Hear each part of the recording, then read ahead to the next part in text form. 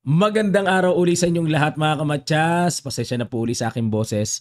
Ating pag-aralan itong last game ni Magnus. After round number 8, siya po ay nag-withdraw. Ano na namang chess drama ito? Grabe na naman. Putok na naman sa buong mundo ang balitang ito. Bago natin pag-usapan ang drama na ito, pag-aralan muna natin ano ba nangyari sa kanyang last game, round number 8. White siya dito kay ka-teammate niya si Aryan Tari. Oh, tingnan natin. Knight F3 si Magnus, D5 si Tari, E3, Knight F6, B3, talagang hindi mahuhuli sa opening si Magnus. Iba-iba talaga. Bishop to A3. Grabe na ito. Bishop B2 po ang normal dito eh. Knight BD7, nag C4, E6, ayan na. Nagkahamon na ng exchange.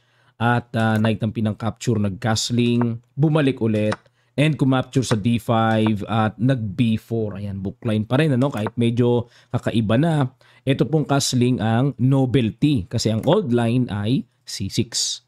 Okay, so nag-castling, Knight C3 develop, C6, Queen B3, and nag-Rook E8, B5. Ang purpose po ng B5 na yan ay maka-exchange mamaya sa C6 and pahinain yung pawn sa C6. Nag-Queen A5, Rook F C1, ayan, buhos talaga pressure dyan, Knight C5, bumalik sa D1, at nag-Knight E6. Okay, so kaya po nag-Knight E6 kasi ang purpose dito or ang plano na next move ay Knight takes D5. May ganong taktika dahil ang Knight sa C5 ay mabibitin eh. Nag-Knight E6, umapture na sa C6, capture, and Queen A4. Ayan na po. So nakakita dito si Magnus na papabor sa kanya sa usapang endgame, kaya hinamon na niya ng exchange at hinayawan naman ni Tari. Kasi po kung kakapturin yan mga kamatsas, Knight takes A4, tingnan nyo po yung C6. Long term target po yan at sisikapin ni Magnus sa pabagsakin niyang pawn na yan. Okay? Kaya nag-Queen B6 lang at nag-D4, A5, Queen D1, grabe, bumalik na naman. Okay, yung Knight ilalagay sa A4 at maipwesto ng maganda sa C5. Knight D7, talagang todo abang naman si Tari sa paparating na Knight C5. Kaya nag-Knight D7 pero bad move sa computer. Dapat daw po is Queen to B8.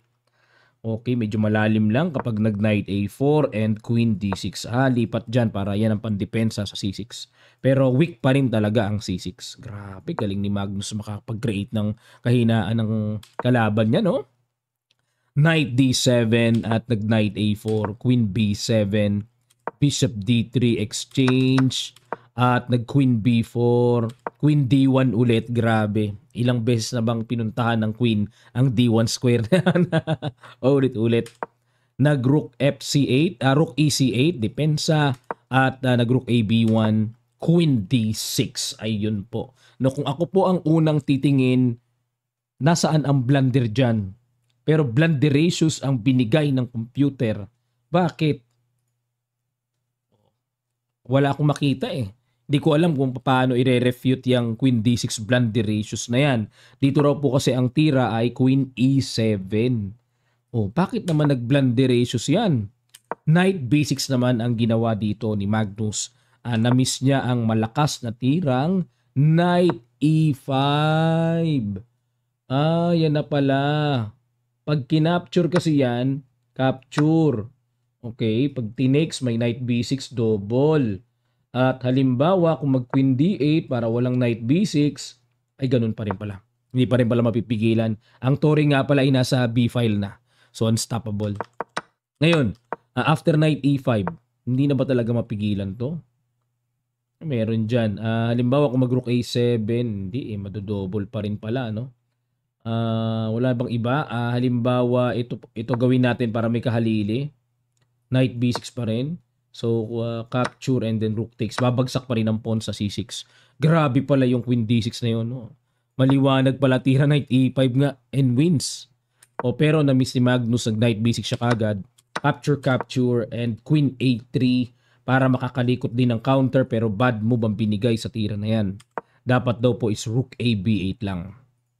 Okay, balik tayo sa Queen A3. Nag-H3, pasingaw muna sa back rank. At nag C5. Okay. So ano po mangyayari kung capturein ang pawn sa A2, mag-rook A1, at kapag nag-queen C4, magda-knight E5, makukulong yata Reyna. Queen C3 only square, rook B3, long colites. Makukulong mga kamatsas, kaya hindi pala pwedeng basta-basta capturein yan. Nakita ni Magnus, makukulong. So nag C5 na lang dito si Tari, and nag-rook B3, good move, and queen A4. Okay, so kinapture ang C5, rook takes, a knight takes, and queen takes D5, good move, double attack. At nag-rook C8, depensa, and rook C3. Napaka-successful ng plano dito ni Magnus. Napabagsak niya ang C-pawn, at ayun, queen B4, under attack pa dito si Tari, rook C1, queen A3, rook C4, and nag-queen takes A2 na. Ayun, sa pagka-desperado ni Tari, talagang nagpa-one piece daw na siya. Queen B1 check, capture, and A4 sa pag-asa niya na itong A-pawn ay makakagulo-gulo, pero knight D4, queen B2, ang plano is to play A3, pero nag-queen C8 checking, H7, and queen C2. Simple na lang ang buhay-buhay, queen C2, resign po dito si Tari, kasi kung kakapturin yan, capture, naka-hold yung A3, and very simple winning position for white. Okay, bakit po nag-withdraw? Nag-withdraw ba or talagang kinik out si Magnus? May mga nababasa ako, nag-withdraw daw si Magnus. May mga nabasa naman ako na kinik out talaga si Magnus. So ito pong pangyayari na ito ay regarding sa kanyang kasuotan. Okay, dito po kasi sa ganitong world events, ang alam ko talaga bawal yung mga jeans, yung merong kasing dress code na tinatawag.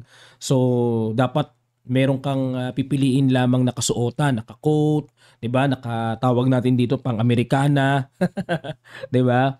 Ayun, naka-jeans daw. Sinita ngayon ng isa sa mga siguro ano doon, arbiter staff ng FIDE na bawal 'yan. Pero may pagkakataon pa namang magpalit.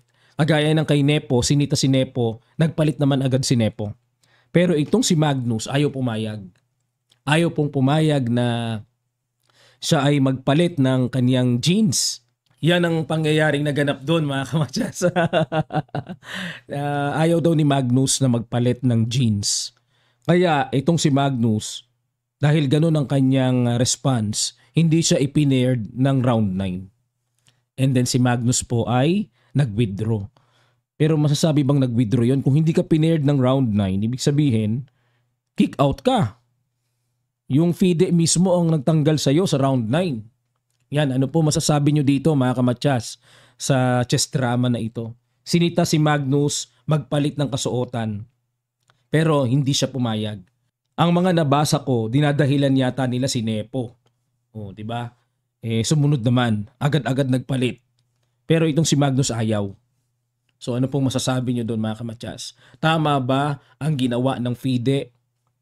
Or kung sa palagay nyo po dapat irespetohin na lang dahil world number 1. Ano po ang masasabi nyo mga kamatsas? Lapag nyo lang po sa comment section below.